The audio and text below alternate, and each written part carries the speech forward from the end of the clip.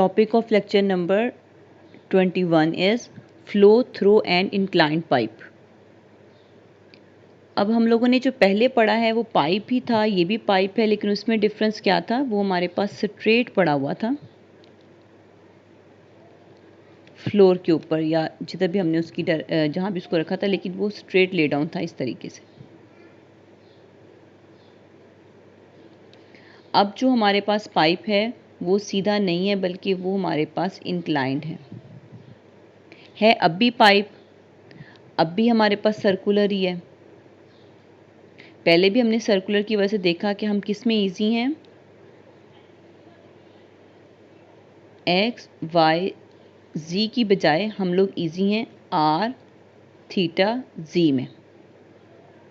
तो हमने अब भी कोऑर्डिनेट्स आर थीटा जी ही चूज़ करने हैं, लेकिन हमारा प्रॉब्लम जो है वो इंक्लाइंड के वर्ड की वजह से थोड़ा सा चेंज हो गया। हमने लास्ट टाइम भी जो इंक्लाइंड का टॉपिक पढ़ा था, मैं आपको शो करवाती हूँ, उसके अंदर भी हमारे पास क्या था, बॉडी फोर्स इन्वॉल्व हो गई थी। बॉडी फोर्स ली कौन सी थी हम लोगों ने, ग्रेविटेशनल फोर्स, जो कि हमने जब नीचे की तरफ निकाली थी इस 90 माइनस अल्फा एंगल पे अप्लाई करके, तो वो हमारे पास जी साइन अल्फा निकली थी। इसको मैंने फुल डिटेल में आपको वीडियो में दिखाया था इंक्लाइंड वाले 2.5 टॉपिक में। आपको दोबारा शो करवाती हूँ, this one you can check here, this is gravitational force which act on this side. तो हमने कहा था यहाँ पे हमारे पास साइन और कॉस की एप्लीकेशन हम लोग करते होते हैं एक अपनी राइट एंगल ट्राइंगल के ऊपर, तो वो करके हम लोग इसकी वैल्यू निकाल लेते हैं। तो हमारे पास यहाँ पे आ गई थी जी साइन अल्फा, जिसको हमने अपनी नेवियर-स्टोक्स इक्वेशन में जब पुट किया था तो उसकी वैल्यू जी साइन अल्फा ही आई थी। तो इस ऐसे में हम लोगों को प्रेशर भी डिफरेंस भी नहीं देना पड़ता। जब हमारा जो है प्लेन जो है वो इंक्लाइंड हो जाता है, या जो हमारा पाइप है वो इंक्लाइंड हो जाता है, तो हमें प्रेशर डिफरेंस भी नहीं देना पड़ता। तो ये यूनिवर्सल ट्रूथ है कि कोई भी चीज़ अब ऊपर से आप लोग गिराते हैं या छोड़ते हैं, वो खुद ब खुद अट्रैक्ट होती है फ्लोर की तरफ। अगर आप उसको सीधा रखते हैं तो वो फ्लोर, उसको तब भी एक ग्रेविटी एक्ट कर रही होती है, लेकिन वो इक्विलिब्रियम की पोजीशन में होता है। लेकिन जैसे आप उसको इंक्लाइंड में करते हैं तो ऑटोमेटिकली एक ऐसी चीज़ डेवलप होती है कि वो खुद ब खुद मोशन में आ जाती है। तो ना तो हमें इस वाले केस में ज़रूरत पड़ी थी किसी भी किस्म का प्रेशर डिफरेंस देने की, कोई भी इसके ऊपर फोर्स लगाने की, या हमें कोई प्लेट मूव करने की, हमें किसी किस्म की कोई इसमें ज़रूरत महसूस नहीं हुई थी। बिल्कुल सेम इन्हीं लाइंस पे 2.9 टॉपिक के यहाँ पर हमें किसी किस्म की कोई भी फोर्स इसके ऊपर लगानी नहीं पड़ेगी, बल्कि खुद ब खुद इस पे बॉडी फोर्स जो है वो एक्ट करेगी। तो हमारा फ्लूइड जो है वो फ्लो करना शुरू कर देगा। इस पाइप के अंदर यहाँ फ्लूइड है जो इस तरफ जी डायरेक्शन जो हमने जैसे पहले लिया उसी तरह दोबारा से डायरेक्शन लिए उस तरफ मूव करता है। अब एक दफ़ा इसकी थ्योरी देख लेते हैं, इसमें क्या क्या कंडीशंस हैं। वही स्टडी कंडीशन है सबसे पहली। स्टडी में फिर हमें पता चल जाएगा कि विद रिस्पेक्ट टू जो इसकी प्रॉपर्टीज़ हैं उसका टाइम के रिस्पेक्ट डेरिवेटिव जो है वो क्या आता है, कोई भी प्रॉपर्टी वो ज़ीरो आता है। ये हो गया स्टडी। फिर है विस्कस है, विस्कस का मतलब इसका जो म्यू है वो एग्जिस्ट कर रहा है, विस्कोसिटी कुछ ना कुछ है। इनकम्प्रेसिबल है, यानी कि उसकी जो डेंसिटी है वो कांस्टेंट है, वो चेंज नहीं हो रही हमारे पास। फिर हमारे पास नेक्स्ट है fluid in cylindrical pipe of circular cross section inclined at angle alpha two the horizontal. और वो कह रहा है कि कोई ना कोई एंगल बना रहा है, ये देखें अल्फा एंगल बना रहा है, फ्लोर के साथ इंक्लाइंड है। ये एक नई चीज़ हमारे पास ऐड हुई कि वो इंक्लाइंड अल्फा पर हमारे पास मौजूद है। Let z be the direction of the flow along the axis of the pipe and r denotes the radial direction measured outward from the z axis. The velocity components in the radial and tangential directions are 0। फिर से वही बात कि हमारे पास जो cylinder है वो इसी तरह हमने z डायरेक्शन में आगे को बढ़ाया है, और z ही उस सिलेंडर का एक्सिस है, यही एक्सिस है और यही इन्फिनिट है और यही आगे को बढ़ रहा है और इसी तरफ को मोशन हो रही है, जिसकी वजह से जो हमारे वेलोसिटी के 3 कंपोनेंट्स होते हैं, कौन कौन से, वी आर, वी थीटा और थर्ड वन वी जी, साथ आएगा ई आर, ई थीटा और ई जी। ये जो 3 कंपोनेंट, इनमें से हमारे पास जो जी डायरेक्शन है सिर्फ उसी के अंदर फ्लूइड की मोशन हो रही है। ना तो फ्लूइड अचानक ऊपर से ऊपर की तरफ मूव करना शुरू कर सकता है, और ना ही ये कि वो थीटा एंगल के साथ रोटेट करना शुरू कर दे। फ्लूइड जो है वो स्मूथली लेमिनार फ्लो के अंदर नीचे की तरफ आ रहा है। इसका मतलब ये भी नहीं है और ये भी नहीं है, हमारा v जो है वो सिर्फ v z पे डिपेंड करता है। और आगे भी मैंने आपको बहुत अच्छे से एक्सप्लेन कर दिया कि v z पे भी जब डिपेंड करता है तो ये v z जनरली जो है वो किस पे डिपेंड करती हैं, r, theta, z, t। Study की वजह से ये भी कट जाता है, यहाँ पे बहुत इन्फिनिट सिलेंडर लिया होता है, ये भी कट जाता है, सिमेट्री की वजह से थीटा कट जाता है। तो हमारा वी जी जो है वो किस पे डिपेंड करता है, आर पे डिपेंड करता है। तो हमें सारी कंडीशंस पता चल गई, वो सारी की सारी कंडीशंस हमने यहाँ पर लिख ली हैं कि वो स्टडी है, म्यू है, रो है और इनकम्प्रेसिबल, सभी का हमें पता चल गया, एक पे डिपेंड करता है। और हमें क्या पता लगा, v r is equal to 0 है और v theta is equal to 0 है, ये भी पता लग गया। ये सारी कंडीशंस पेज नंबर 45 के अंदर दिए गए नेवियर स्टोक्स इक्वेशंस के अंदर जब पुट होंगी तो वही सेम इक्वेशंस हमारे पास आ जाएंगी जो टॉपिक नंबर 2.8 में हमारे पास आई थी।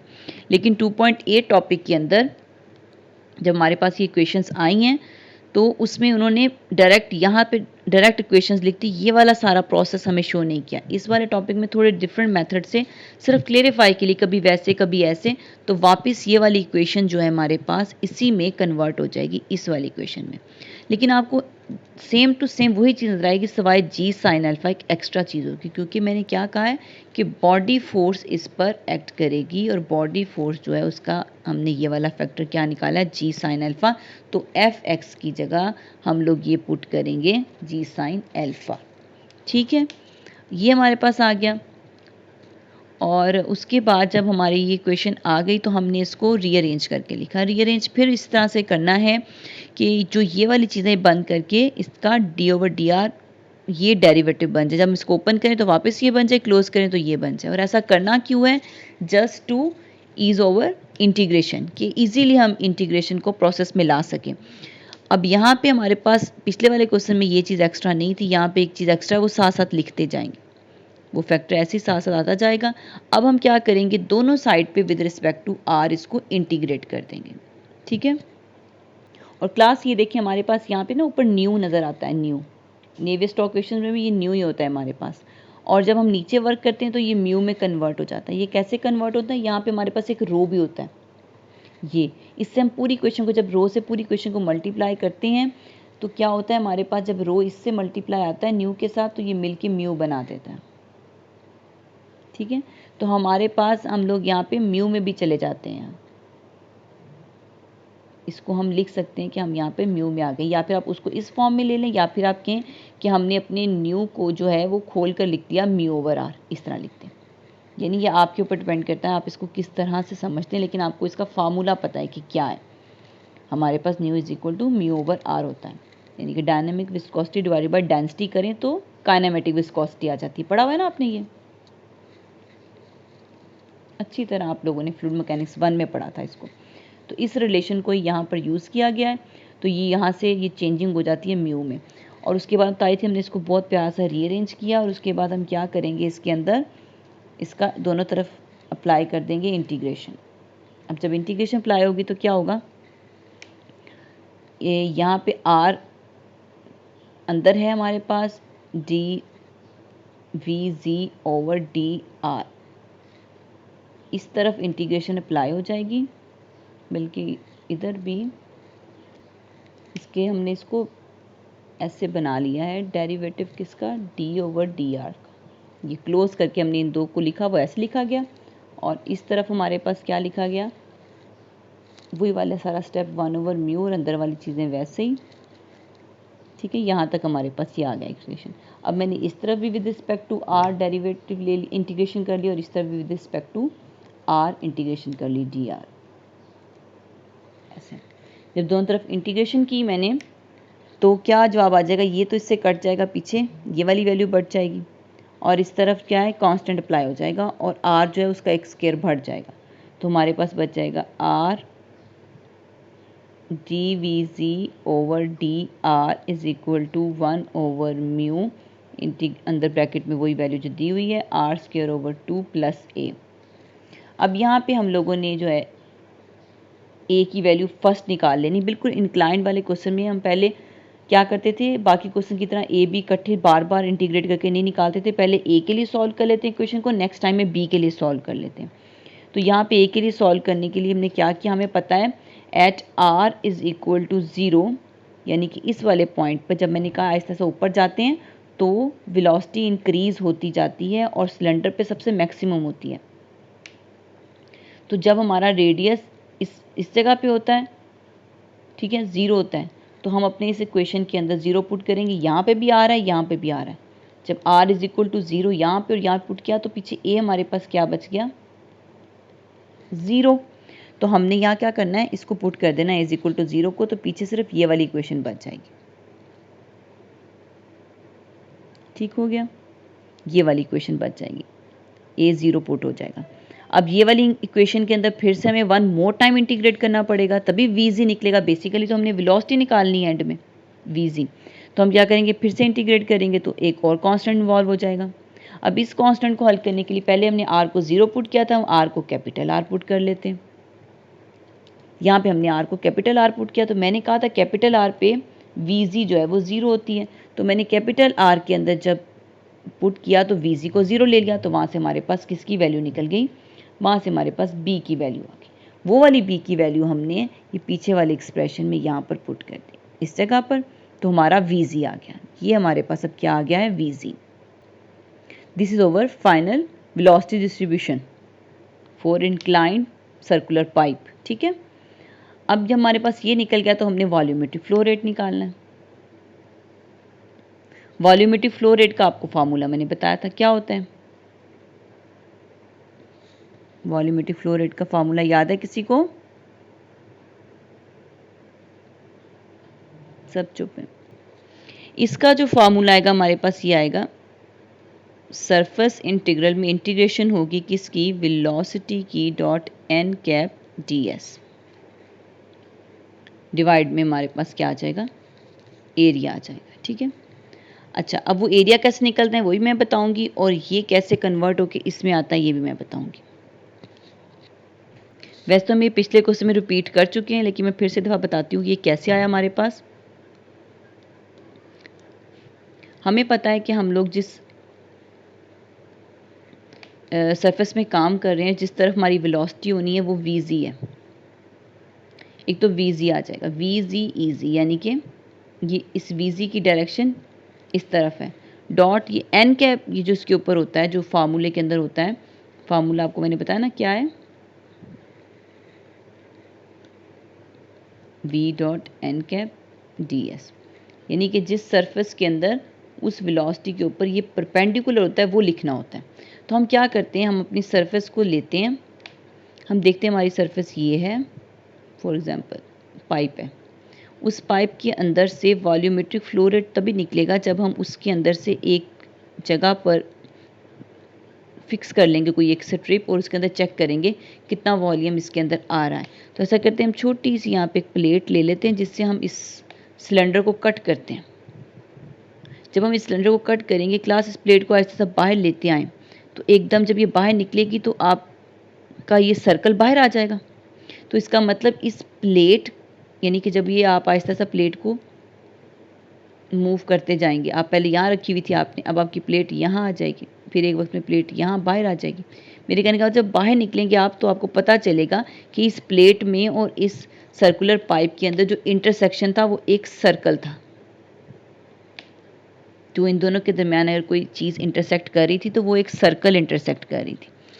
तो ये वाले पाइप, ये हमारी डायरेक्शन vg की तरफ है, ये vg जो ईजी की डायरेक्शन में लिया गया, और इसके ऊपर हमने एक प्लेट काटी है जो इसके ऊपर परपेंडिकुलर है, वो भी हमने क्या ले ली, ईजी। यानी कि एक प्लेट परपेंडिकुलर लेनी होती है उस वेलोसिटी को जिसको हम निकाल रहे होते हैं, उसके ऊपर कोई एक चीज़ परपेंडिकुलर लें तो फिर हमारे पास ये फ्लो रेट निकलता है। तो मैंने अब क्या किया, यहाँ पर ये ले ली परपेंडिकुलर प्लेट। अभी जो परपेंडिकुलर प्लेट है ये जी डायरेक्शन में तो मूव नहीं करेगी, इसकी डिपेंडेंस दो चीज़ों पे होगी, किस पे, एक आर पे और एक थीटा पे, इसकी वेरिएशन इसमें होगी। तो मैं कहती हूँ मैंने ये परपेंडिकुलर जो प्लेट ली है उसकी डिपेंडेंस होगी डी आर और डी थीटा पर। ठीक है, और सिलेंड्रिकल का रूल है जब भी आप डी आर लगाएं तो साथ आर लगाना पड़ता है इंटीग्रेशन में, अदरवाइज डायमेंशन ख़राब हो जाती हैं। अब मैंने कहा कि जो ये डी आर है ये डिपेंड करता है रेडियस पे, यानी कि रेडियस कहाँ शुरू होता है, 0 से r तक है, और जो थीटा है वो डिपेंड करता है 0 से 2 पाई तक। तो मैंने नेट रिज़ल्ट निकाल लिया अपने Q के लिए, वो क्या निकला, ये वाला सारा जो मैंने यहाँ निकाला है ना, यही मैं दोबारा रिपीट, इजी मिलके 1 हो जाएंगे, बाकी सारा मैं रिपीट करके यहाँ लिख रही हूँ। तो ये मेरे पास आ जाएगा 0 to 2 pi 0 to r v z r dr d theta. Clear? ठीक है, अब हम लोगों ने क्या करना है, इसके अंदर वैल्यूज़ रख देनी है। वी जी की वैल्यू जो भी ऊपर निकली हुई ये सारी इसमें आ जाएगी, और फिर हम इसको इंटीग्रेट करेंगे। इंटीग्रेट अब आप खुद ही कर लेंगे, वेरी इजी। इसके अंदर हमारे पास आर इन्वॉल्व ही नहीं होता, वो वैसे ही बाहर आ जाएगा, जो यानी कांस्टेंट इसमें ना आर आ रहा है ना हमारे पास कोई और वैल्यू आ रही है, वो उसको हमने वैसे ही बाहर कर दिया है, और नेक्स्ट टाइम में उसको हमने इंटीग्रेट करके उसके ऊपर लिमिट्स लगा दी हैं। ठीक है, ये हमारे पास आया, लेकिन इसमें उसने सिर्फ अभी तक v वेलोसिटी निकाली है, और यहाँ पे हमारे पास वॉल्यूमेट्रिक फ्लो रेट निकाला है, जबकि ना तो उसने एवरेज वेलोसिटी निकाली है, ना ही मैक्सिमम वेलोसिटी निकाली है, ना ही मिनिमम वेलोसिटी निकाली है, ना ही शेयर स्ट्रेस निकाली है। तो this is your task, because वो भी आपको बता रहा है कि मैं बहुत टाइम निकाल चुका हूँ, उन्हीं लाइन्स पे आपने निकालनी है। तो आपके पास वी जी जब होगी तो आप मैक्सिमम के लिए क्या करेंगे, आर को 0 पुट कर देंगे, मिनिमम के लिए आर को कैपिटल आर पुट कर देंगे, एवरेज के लिए इसी फॉर्मूले को यूज़ कर लेंगे जो आप लोग अभी बता रहे थे कि एवरेज वेलोसिटी हमारे पास क्या होती है। मैम नेक्स्ट क्लास का लिंक आ गया, काइंडली अटेंडेंस ले लें। ओके बेटे, तो इस तरह फिर आप लोग एवरेज वेलोसिटी भी निकाल लेंगे, लेकिन जो उसके अंदर एरिया यूज़ होगा वो कैसे निकालेंगे, मैंने आपको बताया इन दोनों लाइंस के दरमियान जो इंटरसेक्शन है वो हमारे पास पाई आर स्क्वायर है। तो इसमें उसमें हम एच लेते थे एरिया, क्योंकि एक स्ट्रिप लेते थे इसमें स्ट्रिप की बजाय इंटरसेक्शन में एरिया आता है जो कि पाई आर स्क्वायर, तो यहाँ हम पाई आर स्क्वायर लेंगे, और लास्ट में 9 कंपोनेंट्स में से स्ट्रेस का वही एक कंपोनेंट बचेगा, वो भी आप इस फार्मूले से निकाल लेंगे, जिस फार्मूले से आप लोग आगे इसको करते हैं हल। यहाँ पे वैल्यू पुट करेंगे और इसका डेरिवेटिव इसके अकॉर्डिंग लेकर आपके पास स्ट्रेस निकल जाएगी। तो ये आपका होमवर्क है, ये आपने खुद करना है, बाकी सारा वर्क जो है हमने कंप्लीट कर लिया इस टॉपिक का, इस तरह हमारा 2.9 भी कंप्लीट हो गया है।